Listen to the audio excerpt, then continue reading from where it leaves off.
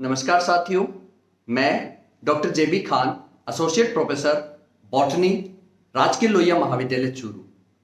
साथियों, मैं आज आपके साथ राजस्थान सरकार के माननीय मुख्यमंत्री महोदय द्वारा हाल ही में अपने बजट भाषण 2021-22 में एक योजना आरंभ की गई है, जिस योजना का नाम है घर घर औषधि योजना।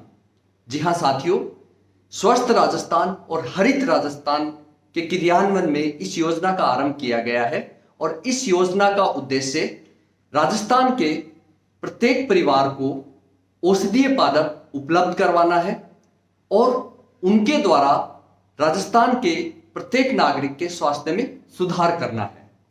हाँ दोस्तों, इस योजना का मुख्य ध्येय न केवल राजस्थान की औषधीय पादपों का संरक्षण करना है, बल्कि मानव प्रजाति यानी राजस्थान के प्रवासी वासियों को स्वास्थ्य सुधार भी साथ साथ करना है।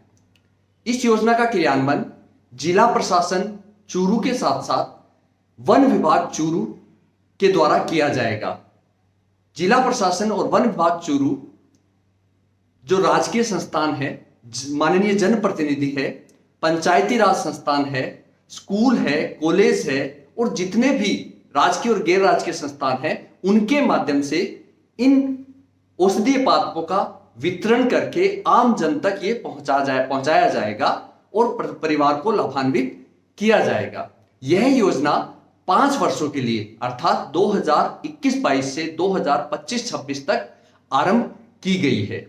इस योजना के अंतर्गत प्रत्येक परिवार को 8 पौधे तुलसी, नीम गिलोय, अश्वगंधा और कालमेघ, इनके प्रत्येक के 2-2 पौधे मिलाकर कुल मिलाकर 8 पौधे प्रदान किए जाएंगे और 5 सालों में 3 बार यानी कुल 24 पौधे प्रत्येक परिवार को प्रदान किए जाएंगे, ताकि वो उसका लगा सके, उसका संरक्षण कर सके और उसके औषधीय गुणों का लाभ प्राप्त कर सके।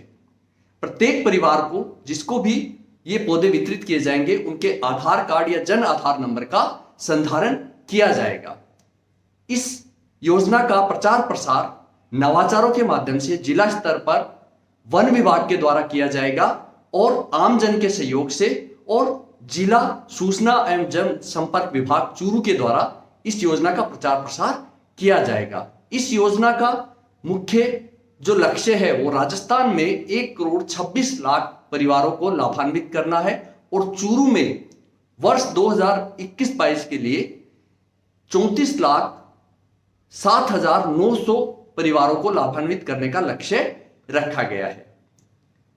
तो ये तो इस योजना की क्रियान्वयन किस प्रकार होगा और ये योजना क्या थी। अब इस योजना में जिन 4 पौधों का चयन किया गया है, तुलसी, नीम गिलोय, अश्वगंधा और कालमेघ, इन 4 पौधों के बारे में ये क्या क्या फायदे देंगे आपको जब आप इनको घर पे लगाएंगे। तो जी हां दोस्तों, सबसे पहले बात करूंगा मैं तुलसी की, जिसका बॉटनिकल नेम ओसिमम सैंक्टम होता है।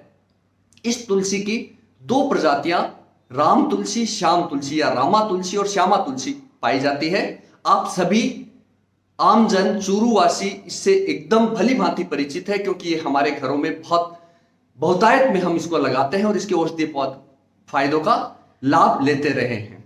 ये एक ऐसा पौधा है कि इसको अगर घर में उगाए और ये फले फूले तो कहा जाता है कि उस परिवार में न केवल कोई व्याधि आती है, बल्कि वो संपन्न भी होता है। क्यों?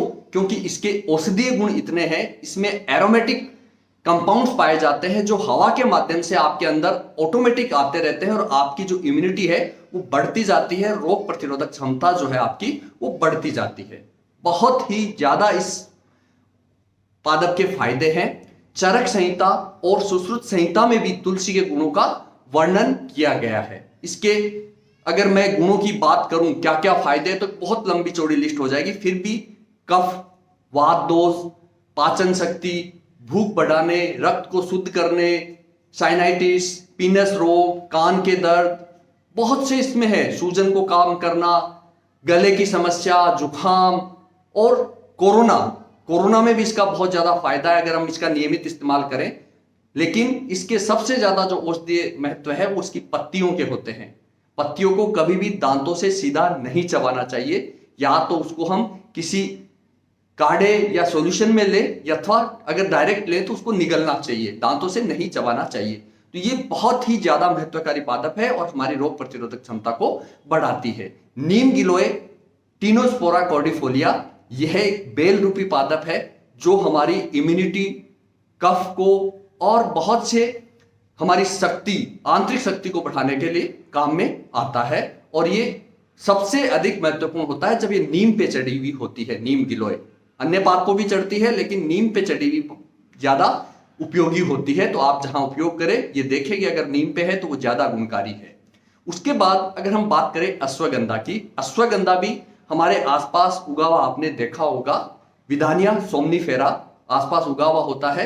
इसकी जड़ और पत्तियां, मुख्यतः इसकी जड़ लाभदायक है और पत्तियों के भी बहुत ज्यादा उपयोग है।